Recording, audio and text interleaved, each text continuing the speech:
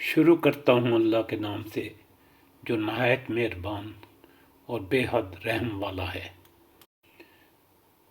حکم خداوندی ہے اے لوگو جو ایمان لائے ہو، اللہ سے توبہ کرو، خالص توبہ۔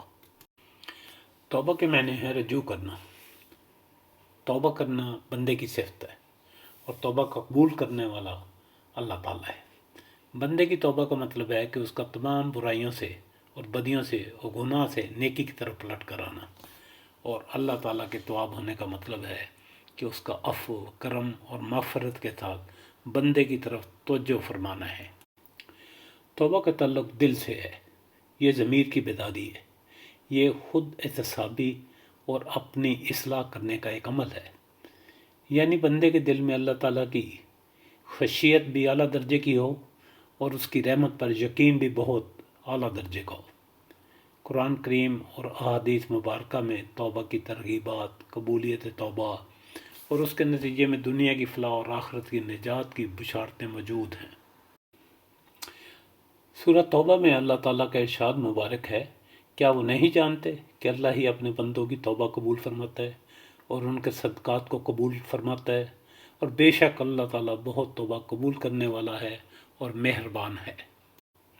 چونکہ بندوں کا توبہ کرنا اللہ تعالیٰ کو بے حد پسند ہے، اس لیے مبالغے کے ساتھ تواب بندے کی صفت کے طور پر بھی قرآن مجید میں آیا ہے۔ بے شک اللہ بہت زیادہ توبہ کرنے والوں اور بے حد پاکیزگی اختیار کرنے والوں سے محبت فرماتا ہے۔ اللہ تعالیٰ نے سورہ زمر میں فرمایا ہے، اے نبی صلی اللہ علیہ وسلم کہہ دیجئے، میرے بندو جو گناہ کر کے اپنی جانوں پر زیادتی کر چکے ہیں، اللہ کی رحمت سے مایوس نہ ہوں، بے شک اللہ تمہارے گناہوں کو بخش دے گا، بے شک وہی بخشنے والا ہے، مہربان ہے۔ اللہ تعالیٰ کا یہ ارشاد اس کے گناہ گار بندوں کے لیے نجات و مغفرت کا ایک بہت بڑا سہارا ہے۔ اس آیت کے بارے میں رسول پاک صلی اللہ علیہ وسلم نے فرمایا کہ اگر اس کے بدلے مجھے پوری دنیا کی دولت بھی دے دی جائے تو مجھے یہ سودا منظور نہیں۔ اس پر ایک شخص نے عرض کی، اگر کسی نے شرک کیا ہو؟ تو رسول اللہ صلی اللہ علیہ وسلم کچھ دیر خاموش رہے، پھر آپ نے 3 مرتبہ فرمایا، ہاں ہاں ہاں، اگر اس نے شرک بھی کیا ہو تب بھی اس کے لیے توبہ کا دروازہ کھلا ہے۔ آدمی کی خوش بختی اسی میں ہے کہ سابقہ گناہوں سے سچے دل سے معافی مانگ کر اللہ تعالیٰ کی طرف رجوع کر لے، وہ مالک سارے گناہ معاف فرما دے گا، چاہے وہ کتنے ہی زیادہ کیوں نہ ہوں۔